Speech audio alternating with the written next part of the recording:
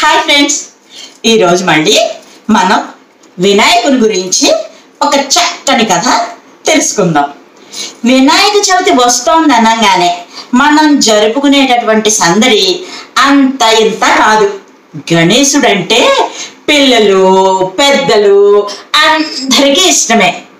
చవితి రోజు అయితే వినాయకుడు మన ఇంట్లో కుటుంబ సభ్యుడే అన్నంతగా పాలవెల్లి కింద వెలిగిపోతుంటాడు. ఆ రోజు చేసుకునే పూజ చివర్లో వినాయకుని గురించి కొన్ని కథలు మనం ఎలాగూ వింటూనే ఉంటాం. కానీ ఆయన వైభవం గురించి మరెన్నో కథలు ప్రచారంలో ఉన్నాయి. వాటిలో గరిక గురించి ఒక కథ మనం ఇప్పుడు చెప్పుకుందాం. ఓకేనా? వినాయకుని పూజించేందుకు ఏమీ లేకపోయినా గరిక ఉంటే చాలని ఓ నమ్మకం. గరిక అంటే ఏంటో తెలుసా? గడ్డి. ఆయనకు గరిక అంటే చాలా ప్రీతి. ఇది కలగడానికి ఓ కథ ఉంది.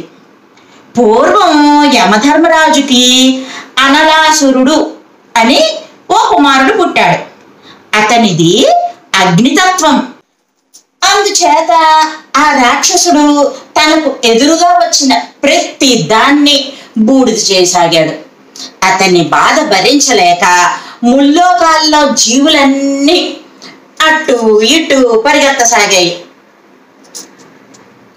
బూడిదైపోతామేమో అని భయం అన్నమాట.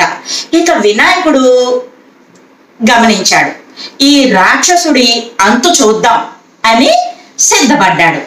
పూర్వం తన తండ్రి శివయ్య గరళం మింగిన విధంగా వినాయకుడు కూడా ఈ అనాథాసురుణ్ణి ఆ మాంతం మింగేశాడు. అంతవరకు బాగానే ఉంది. కానీ అనలాసురుడు అగ్నితత్వం కలవాడు కదా, అందువల్ల వినాయకుడిలో విపరీతమైన వేడి పుట్టింది. ఆ వేడిని తాపాన్ని తగ్గించడానికి అమృతంతో స్నానం చేయించారు దేవతలు. అయినా గణేశుడి బాధ తగ్గలేదు. చంద్రుడు చల్లదనాన్ని ఇద్దామని వినాయకుడి శిరస్సు మీద నిల్చున్నాడు.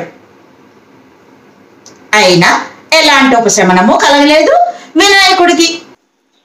చివరికి తనను గరికతో కప్పివేయమని, అంటే గడ్డితో కప్పివేయమని ఆ ఏకదంతుడు దేవతలకి సూచించాడు. అలా దేవతలంతా తల 21 రకాల గరికలను తీసుకొచ్చి వినాయకుని శరీరం మీద కప్పారు. అలా చేశాక ఆ గరికలో ఉండేటటువంటి ఔషధ గుణాల వల్ల వినాయకునిలో వేడి తాపం ఉపశమించింది. వినాయకుడు పూర్వస్థితికి అప్పటికి రాగలిగాడు. అప్పటి నుండి గరిక అంటే వినాయకుడికి ఇష్టం ఏర్పడింది అని పెద్దలు చెప్తారు. అదర్రా గరిక కథ. ఈ కథ విని మీరు కూడా మీ ఫ్రెండ్స్కి చెప్పండి. ఓకేనా? మరో మంచి కథతో మీ ముందుకు వస్తా. Bye friends.